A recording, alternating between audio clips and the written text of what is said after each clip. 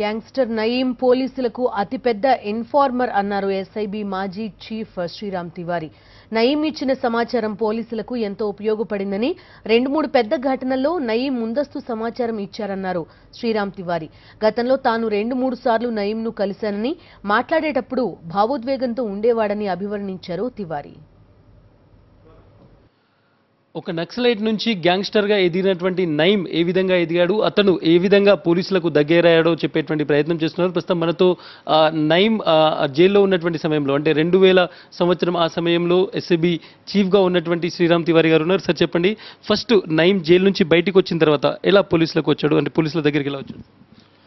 అంటే ఆ బ్యాస్ గారి మర్డర్ కేసులో అతను ముద్దాయి, తర్వాత పోలీసుకి లొంగిపోయినాక ఆ కేసులో రిమాండ్ జరిగింది. వాళ్ళు జైల్లో ఉన్నారు, చల్లపల్లి జైల్లో. తర్వాత 2000లో బయట వచ్చారు, బెయిల్ మీద వచ్చారు. సో అప్పుడు పోలీస్ టీంతో అతను ఇంటరాక్ట్ చేసి నాతో కూడా 2-3 సార్లు కలిసినారు. అంటే అప్పుడు ఆయన దగ్గర నక్సలైట్ సమాచారం ఏదైనా ఉంటే అది అన్నీ చెప్పినారు, టీంకి చెప్పినారు.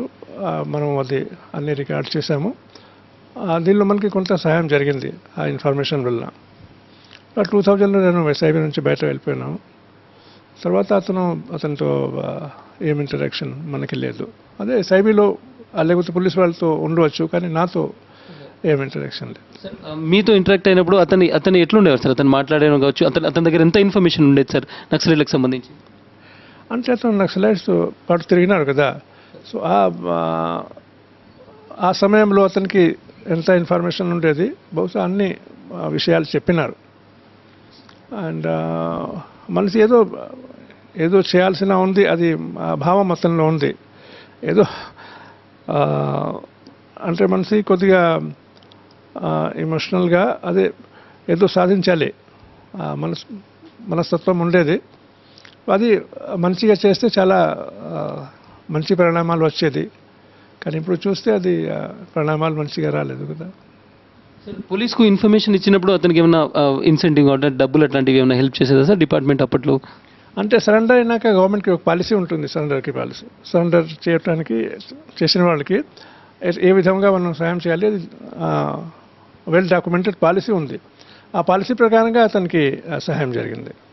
అతను ఒక ఇన్ఫార్మర్ వ్యవస్థను ఒకటి ఓన్గా డెవలప్ చేశారు సార్. ప్యారలల్గా పోలీస్ ఇన్ఫార్మర్ వ్యవస్థకు అతను ఒక ఓన్ ఇన్ఫార్మర్ వ్యవస్థ డెవలప్ చేసుకోగలిగాడు.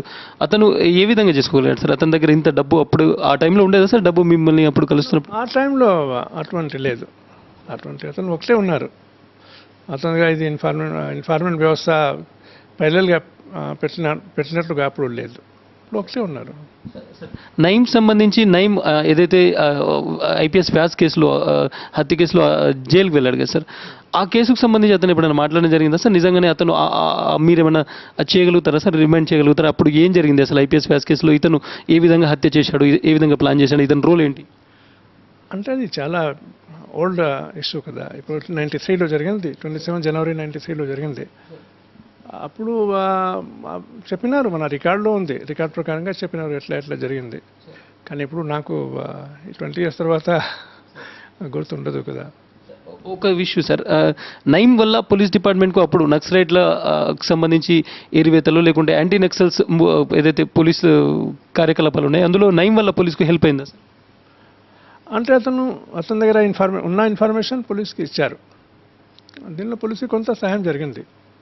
దీనిలో తప్పకుండా అతని దగ్గర ఉన్న ఇన్ఫర్మేషన్ ఇచ్చారు. ఆ ఇన్ఫర్మేషన్ మీద మనం రికార్డ్ బిల్డప్ చేయడానికి, లేకపోతే ఆర్గనైజేషన్లో ఎవరెవరు ఉన్నారు, అది ఆ విషయాలు మనకి తెలిసినాయి. సో సహాయం చేశారు. అప్పుడు ఆ టీంకి సహాయం చేశారు, టీంతో ఇంటరాక్ట్ చేస్తున్నారు. అతని దగ్గర ఏదైనా ఇన్ఫర్మేషన్ వస్తే అది మనకి చెప్పేవాళ్ళు, ఆ టీంకి చెప్పేవాళ్ళు. ఇప్పుడు నయీం ఎన్కౌంటర్ తర్వాత ఇంత పెద్ద స్థాయిలో వేల కోట్ల రూపాయలు సంపాదించిందని మీరు కూడా పేపర్లలో టీవీలలో చూస్తుంటారు సార్. ఏమనిపిస్తున్నారు? ఒక వ్యక్తి ఇంతగా ఎట్లా ఎదిగాడు? ఏదైనా డిపార్ట్మెంట్ హెల్ప్ కూడా ఉండొచ్చని అనిపిస్తుందా సార్? అంటే ఇప్పుడు ఇన్వెస్టిగేషన్ జరుగుతుంది, అన్ని ఇన్వెస్టిగేషన్ తర్వాతనే తెలిసింది కదా ఎంత డబ్బు అతను సంపాదించారు. ఆ ఇన్వెస్టిగేషన్ చాలా సమర్థవంతంగా పోలీస్ డిపార్ట్మెంట్ చేస్తుంది. అన్ని విషయాలు బయటకి తప్పకుండా వస్తాయి. ఇప్పుడు మంచి ఆఫీసర్స్ ఉన్నారు, మంచి టీం డీజీ గారు ఏర్పాటు చేశారు, ఎస్ఐటి. వాళ్ళు అన్ని విషయాలు బయట, అన్ని ఇన్వెస్టిగేషన్లో అన్ని విషయాలు బయట తప్పకుండా వస్తాయి. కానీ అప్పుడు 2000లో ఇటువంటి జరుగుతుంది, మనం ఎట్లా ఎక్స్పెక్ట్ చేస్తాం? ఒక ఫైనల్ క్వశ్చన్ సార్, మీరు 2-3 టైమ్స్ నైమ్తో మాట్లాడారు ఈ ఏరియస్ కేసుకి సంబంధించి లేకుంటే ఇన్ఫర్మేషన్ సంబంధించి. అతను చెప్పేటప్పుడు ఎట్లా ఉండేది సార్? అతని దగ్గర ఎట్లా మాట్లాడేవాడు? అతని బిహేవియర్ ఎట్లా ఉండేది సార్? అంటే బిహేవియర్ మంచిగానే, డిగ్నిఫైడ్గానే మాట్లాడినారు. కానీ అది ఎమోషనల్గా కొద్దిగా, అంటే ఏదో మంచిగా చేస్తాము ఆ భావం నాకు కనిపించింది. కానీ అది 2000లో, కానీ ఇప్పుడు 2016 కదా, ఈ లోపల చాలా మార్పు వచ్చినాయి. అది పేపర్లో చూస్తూనే ఉంటాము. అది ఎట్లా జరిగింది, అది ఇన్వెస్టిగేషన్లో అన్నీ బయట వస్తాయి. Okay, thank you sir.